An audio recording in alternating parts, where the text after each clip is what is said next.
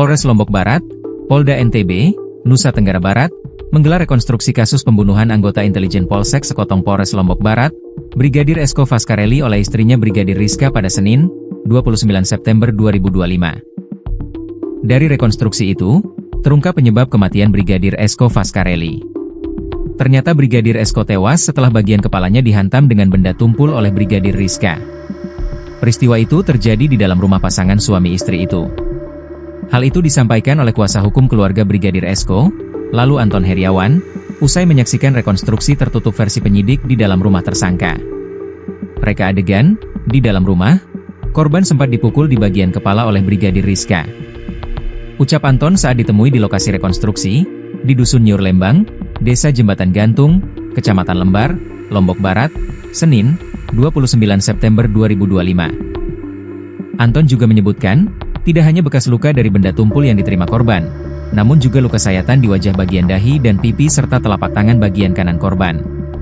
Kalau luka sayatan di bagian tangan kan itu naluri membela diri, nggak ada orang yang mau mati konyol, maka kami yakini ada tersangka lain yang ikut terlibat, katanya. Ia menjelaskan, dalam rekonstruksi versi penyidik, diperagakan sekitar 50 adegan oleh pemeran pengganti. Proses tersebut turut menghadirkan saksi ahli, termasuk dokter forensik dan tim Inafis, untuk menjelaskan mekanisme pembunuhan terhadap Brigadir Esko. Sementara itu, Kasat Reskrim Polres Lombok Barat, AKP Lalu Eka Arya Mardiwinata, menolak memberikan keterangan kepada awak media terkait detail rekonstruksi.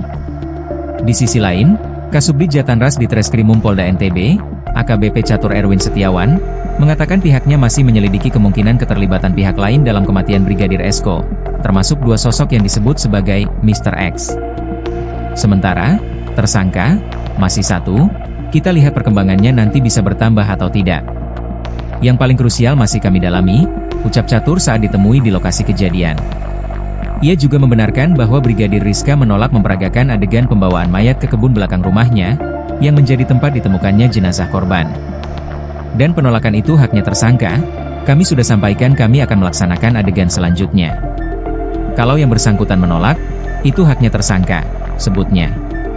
Meski demikian, ia menyebut tersangka tetap bersikap kooperatif selama proses rekonstruksi berlangsung.